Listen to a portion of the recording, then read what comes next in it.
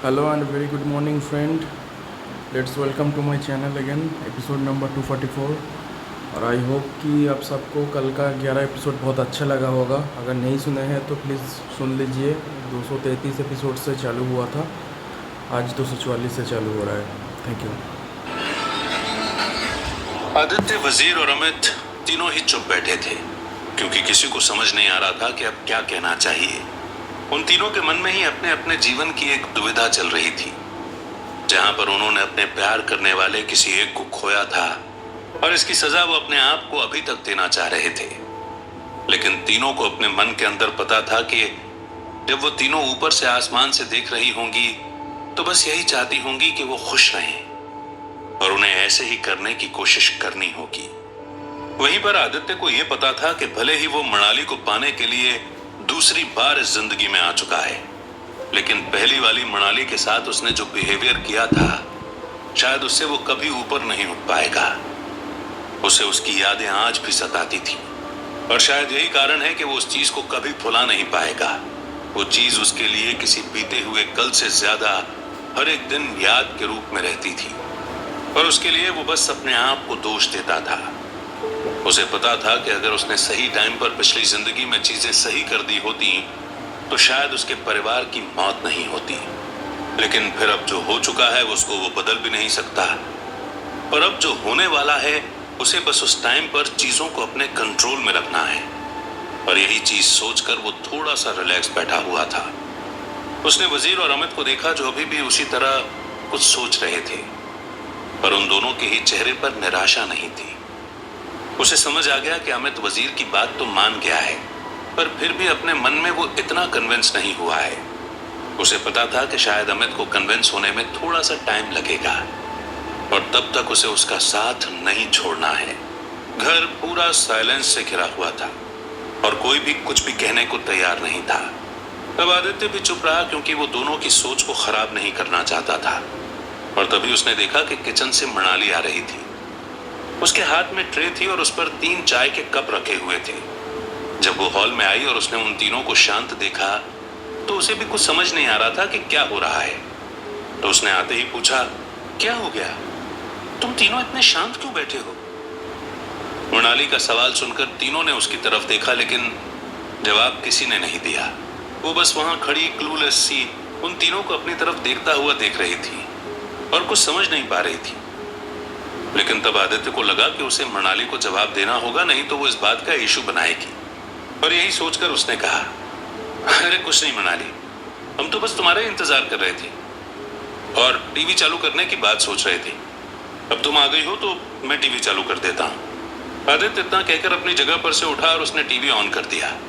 वहीं पर मृणाली चाय के कप अमित और वजीर को देने लगी। आदित्य फिर रिमोट लेकर पलटा और आकर जब तक अपनी जगह पर बैठा तब तक उसने देखा कि टीवी पर न्यूज चैनल लगा हुआ था और उसमें कल रात की ही न्यूज चल रही थी, जिसमें एंकर चिल्ला चिल्ला कर ये बात कह रही थी कि कल रात शहर में जो कुछ भी हुआ उसका नुकसान किस तरह से हुआ। और वहां पर अनुराग और निखिल दोनों के फोटो दिख रहे थे। उनका जला हुआ घर और उसके साथ ही उनकी जली हुई गाड़ी भी दिख रही थी। आदित्य चैनल चेंज नहीं कर रहा था, क्योंकि उसके हाथ काम नहीं कर रहे थे और वो उन यादों के तले ही जी रहा था। जैसे ही वो फोटो उसे दिखे, उसके मन में फिर से वही चीजें रिवाइंड हो रही थी। और वहीं पर वजीर, अमित और मनाली उस न्यूज को बड़े ही हैरान होकर देख रहे थे। उन्होंने भले ही आदित्य के मुंह से ये कहानी सुनी थी कि जब वो अनुराग का घर जलाकर निकला तो उसने क्या क्या किया, लेकिन अपने सामने उस जलती हुई कार को, उन दोनों की जली हुई बॉडी के साथ सारी चीजों को देखते हुए वो तीनों बहुत हैरान हो रहे थे। उन्हें विश्वास नहीं हो रहा था कि जो कुछ भी टीवी पर चल रहा है वो उनके सामने बैठे हुए आदमी ने किया है। कहीं ना कहीं उन तीनों के मन में डर उभरने लगा कि कहीं इस चक्कर में आदित्य पकड़ा न जाए। पर आदित्य बहुत ही आराम से अपना काम कर चुका था और उसे पता था कि ऐसा कभी भी नहीं होगा। तब न्यूज एंकर ने उस फोल्डर की बात करना शुरू की। वो बता रही थी कि किस तरह से पुलिस को वहां पर एक फोल्डर मिला है। उसके बाद उसने अपनी वही वाली स्पेकुलेशन बताना शुरू कर दी, जहां पर उसे ऐसा लगता है कि ये किसी कंपनी डील की साजिश होगी और पुलिस अब उस आदमी को ढूंढ रही है। जब आदित्य ने इस बात को सुना तो उसने जल्दी से न्यूज चैनल बदल दिया और न्यूज चैनल बदलते ही उन तीनों का ध्यान टूट गया। तब उन्होंने आदित्य की तरफ देखा कि वो बहुत ही रिलैक्स्ड होकर बैठा हुआ है क्योंकि वो अपने मन में अब इन बातों को ज्यादा नहीं सोचना चाहता था और ना ही किसी सवाल जवाब का हिस्सा बनना चाहता था। तभी मृणाली ने उसकी तरफ देखा और थोड़ी तेज आवाज में पूछा, आदित्य, तुमने तो कहा था कि तुमने सारी चीजों का ध्यान रख लिया है और डाइवोर्स के पेपर्स भी ठिकाने लगा दिए हैं, लेकिन न्यूज पर ये क्या बता रहे हैं? अगर उन्हें फोल्डर मिल गया है तो कहीं ना कहीं से तुम्हारी इंफॉर्मेशन भी मिल सकती है।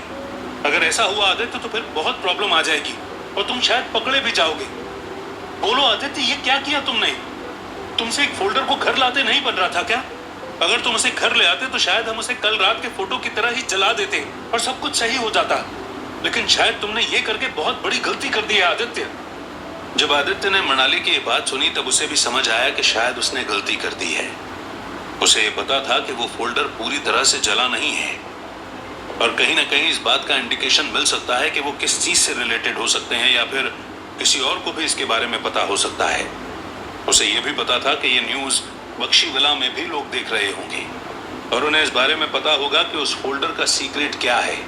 उसे डर लगने लगा कि शायद वो पकड़ा जा सकता है, लेकिन उसके मन में कुछ भी ऐसा नहीं आ रहा था कि वो किस तरह से मृणाली को जवाब दे सके और बस इस चीज को ही अवॉइड करना चाहता था।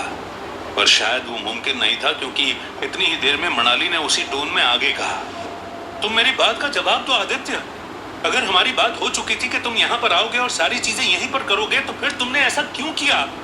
मैं जानती हूँ इस बात को कि तुम उस फोल्डर को जलाना चाहते थे, लेकिन तुम उसे घर पर आकर भी तो जला सकते थे या फिर जलाकर साइड में फेंक सकते थे ताकि वो किसी को मिलता ही नहीं। लेकिन शायद तुमने उसे कार में छोड़कर खुद के पैरों पर कुल्हाड़ी मार ली है। तुम्हें पता होना चाहिए कि ये फोल्डर उन सारे लोगों ने देखा है जिन्होंने हमें डाइवोर्स के पेपर्स पर साइन करता हुआ देखा था। भले ही अनुराग और निखिल मर गए हैं, लेकिन बख्शीविला के सारे लोग जिंदा हैं और उनके साथ ही मेरे घर वाले भी। तुम्हें पता है ना कि माँ किस तरीके से बातों को बढ़ाने में एक कदम भी पीछे नहीं रहती हैं।